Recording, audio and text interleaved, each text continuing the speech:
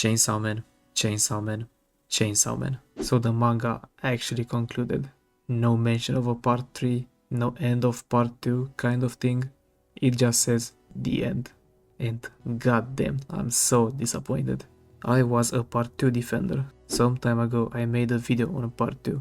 And although it was in a somewhat negative light, I truly believed that Chainsaw Man had insane potential and to let Fujimoto cook pretty much.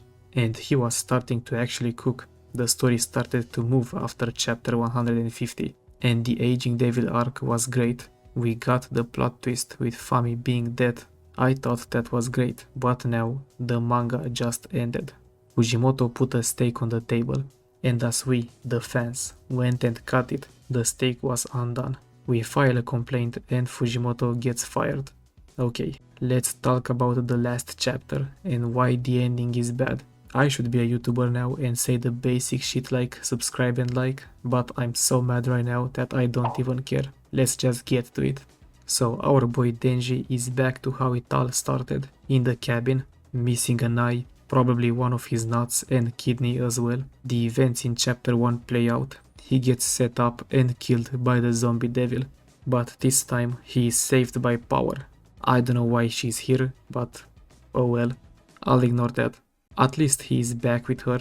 The promise was fulfilled in its own way, and I kind of like it. When Power dies in part 1, she wants Denji to find her, the new Power, the Blood Devil. She won't be like the one Denji knows and loves, but she wishes for him to find her. And if you think about it, in a way he found Power, the same one but also different due to the timeline resetting. Like part 1, Devil Hunters come to the scene and Nayuta? Wait, why is it Nayuta and not Makima? Since other characters are alive again, Makima should be too, the old Control Devil. But since there is no Chainsaw Man, Makima wouldn't have the same goals and she'll be different. I think Makima, with a personality that is more similar to that of Nayuta, should have come, not Nayuta herself. Maybe I'm missing something, but I don't see why we have Nayuta and not Makima here.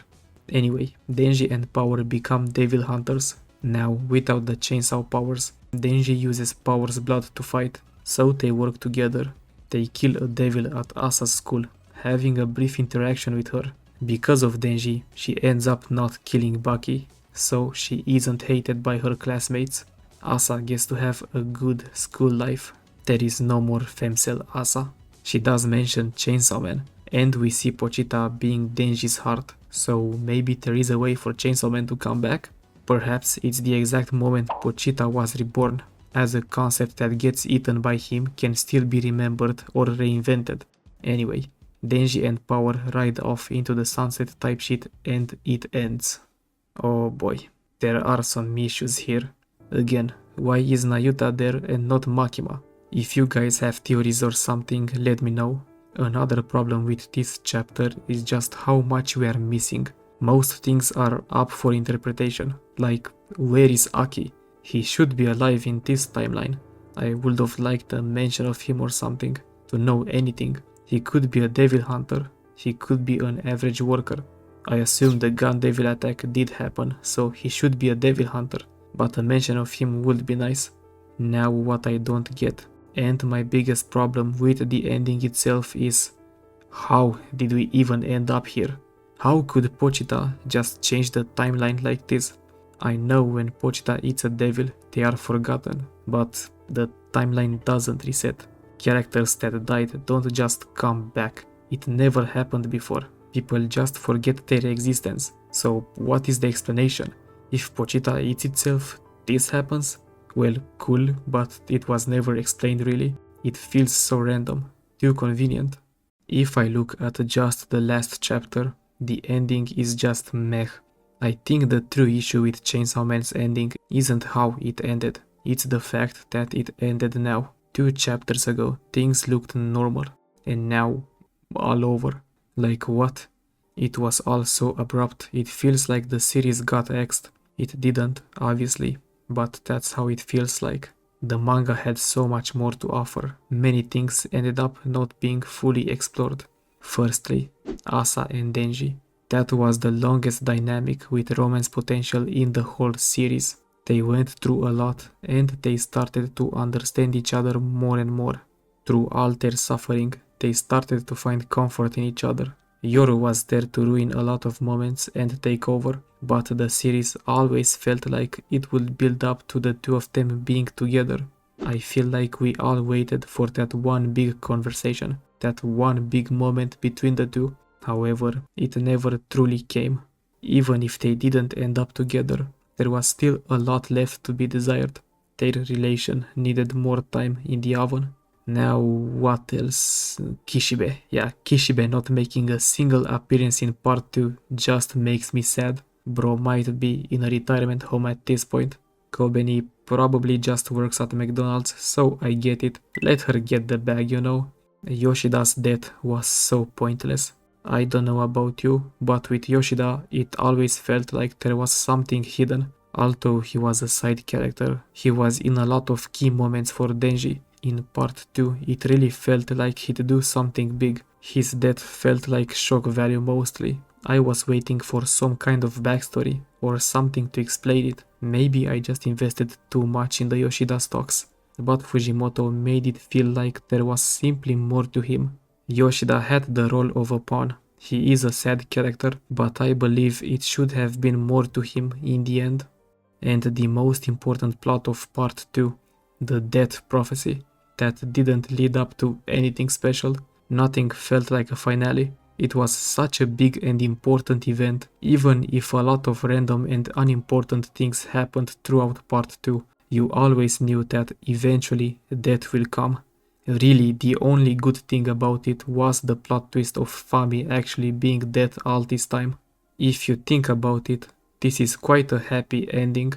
Everyone lives, some even doing better than before, like Asa. But as a reader, this is as unsatisfying as it gets. We have the characters alive, but we don't know what they are doing really. Is Reze being experimented on? Since there is no Chainsawman, she doesn't have the task to go and find him. Aki, Himeno, I think a single panel of showing what they are doing would have been enough just to know of them, but instead it's all up in the air mostly. As a reader, I felt like with part 2 I wasted my time mostly. I still enjoyed it, there are good things about it, but in the end it was all pointless. It leaves a bad taste in my mouth. I don't think I can recommend Chainsawman anymore. If someone tells me that they wanna get into the series, I'll just tell them to stop after chapter 97. Now, of course, if there is a part 3, that would be different. Chapter 232 wouldn't be bad. I would be excited to get into this timeline and see the relationships evolve again in a different way. However, this time it really feels like this is the end. There was an interview with Fujimoto. He stated that he watched a movie that made him think, "What was that?" And I quote, "Nothing was resolved. Wasn't everything pretty meaningless? But still, the protagonist had development and the story progressed. There was this sublime absurdity that I loved. I want Chainsawman to give the readers that kind of aftertaste too." End quote. So Fujimoto is satisfied with this. I don't think he got bored of the series. This is what he wanted, but in my opinion, it's a dog shit ending. Fuji is a great writer, but he is also very unhinged. A double-edged sword. He can either create a masterpiece or the worst shit ever, no in between. He can make short stories like no other, perfect for movie adaptations. Just don't let the man get past 130 chapters, I guess. Anyway, this was Chainsawman, quite a ride. I loved the first half of the series, and even though I still like some things about part 2, it was a big disappointment. In my heart, Chainsawman ended with part 1.